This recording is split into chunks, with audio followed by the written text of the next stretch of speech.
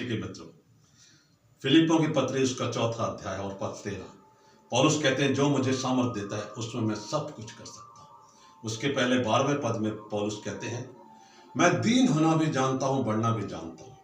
हर एक बात और सब दशाओं में मैंने तृप्त होना, भूखा रहना, बढ़ना, घटना सीखा है, क्योंकि जो मुझे सामर्थ देता है मैं उसमें सब कुछ कर सकता हूँ। सामर्थ देने वाला प्रभु यीशु मसीह। दूसरा कुरिन्थियों 12वें अध्याय में पौलुस इस बात का जिक्र करते हैं कि शैतान ने उनकी मिनिस्ट्री में परेशान करने के लिए, रोकने के लिए उनको 3 बार घूंसे मारे। उन्होंने परमेश्वर से विनती की कि वो कांटा उनके जीवन से निकल जाए, लेकिन परमेश्वर ने जवाब दिया कि मेरा अनुग्रह तेरे लिए बहुत है, क्योंकि मेरी सामर्थ निर्बलता में सिद्ध होती है।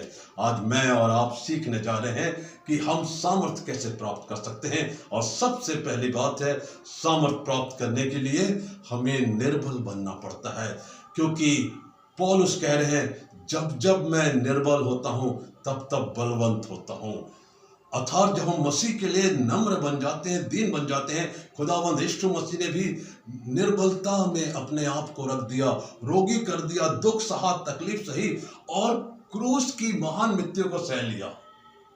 और उसके बाद परमेश्वर ने उसको अति महान भी किया, वह नाम दिए जो सारे नामों में श्रेष्ठ है। बाइबल के अनुसार, पवित्र घोषणा के अनुसार सच्चाई यह है कि तीसरे दिन प्रभु यीशु मसीह जी उठे और मृत्यु पर जयवंत हुए सामर्थ से, क्योंकि वो भरा हुआ उनका जीवन था और इसलिए उन्होंने मृत्यु पर भी जय प्राप्त कर ली। वो सामर्थ खुदावंद प्रभु यीशु मसीह मुझे और आपको भी दे गए हैं और अभी भी वो निरंतर हमारे साथ रहते हैं। हमें सामर्थी जीवन पाता हुआ देखना चाहते हैं और इसलिए हमें शैतान के किसी प्रकार के जाल से, दुख, बीमारियों, तकलीफों से डरने की जरूरत नहीं है, क्योंकि जो हमें प्रभु यीशु मसीह सामर्थ देते हैं उसमें हम सब कुछ कर सकते हैं। सामर्थ के लिए दूसरी जरूरी बात है कि हमें पवित्र आत्मा से भरा हुआ होना चाहिए।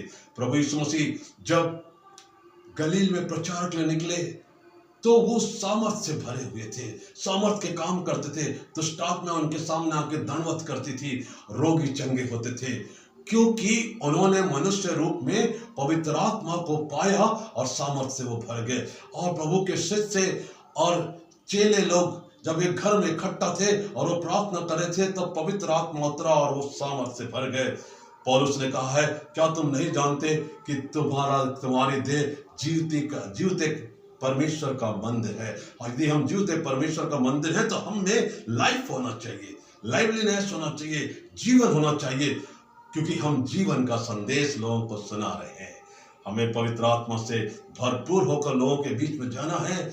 आज कलीसिया में बहुत जरूरत है ऐसे सामर्थी अगुओं की, प्रचारकों की, भविष्यवक्ताओं की, जो बड़े दीन होकर नम्रता से अपना जीवन बिता रहे हैं, लेकिन जब वो वचन प्रचार करने खड़े होते हैं, प्रार्थना करने खड़े होते हैं तो सामर्थ के बड़े बड़े काम करते हैं। और वो स्थान, जैसे कि जेल में पौलुस और सिलास थे, जब वो प्रार्थना कर रहे थे, भजन गा रहे थे, तो पवित्र आत्मा उतरा और बंदी गृह की नींव हिल गई और कैदियों के बंधन खुल पड़े, क्योंकि वो ध्यान से पौलुस और सिलास के गीत और प्रार्थना को सुन रहे थे, वचन सुन रहे थे और आशीषित हो रहे थे। और उस दिन दरोगा भी बचाया गया। मेरे प्रिय भाई और बहनों, पवित्र आत्मा की सामर्थ लोगों के जीवन को बदल देती है और आज कलीसिया में, समाज में जरूरत है कि लोग पवित्र आत्मा से, सामर्थ से भर जाएं।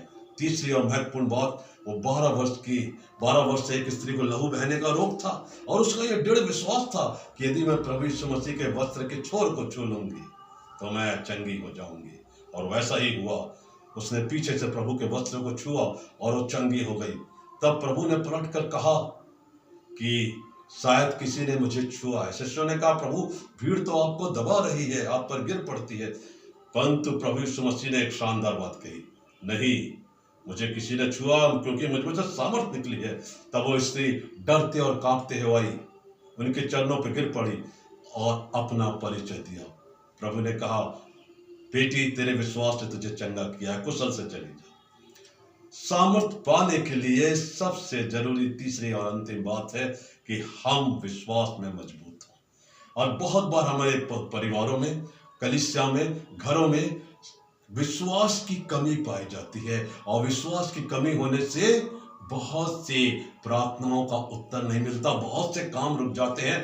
तो फिर सामर्थ कहाँ से आएगी? इसलिए आइए जब हम प्रार्थना करें, वचन का प्रचार करें, प्रभु के सामने दीन होकर, निर्भर होकर जाएं, मांगे कि हमें सामर्थ से भर दे, पवित्र आत्मा से भर दे, फिर अब देखेंगे कि हमारे जीवन में खुदावंद का नाम ऊंचा और ऊंचा उठेगा। परमेश्वर की सामर्थ वचन के द्वारा, गीतों के द्वारा, प्रचार के द्वारा प्रकट होगी और लोग बचाए जाएंगे, उद्धार कर्ता को लोग स्वीकार करेंगे। प्रभु यीशु मसीह वचनों के द्वारा आपको बहुत बहुत आशीष दे। आमीन।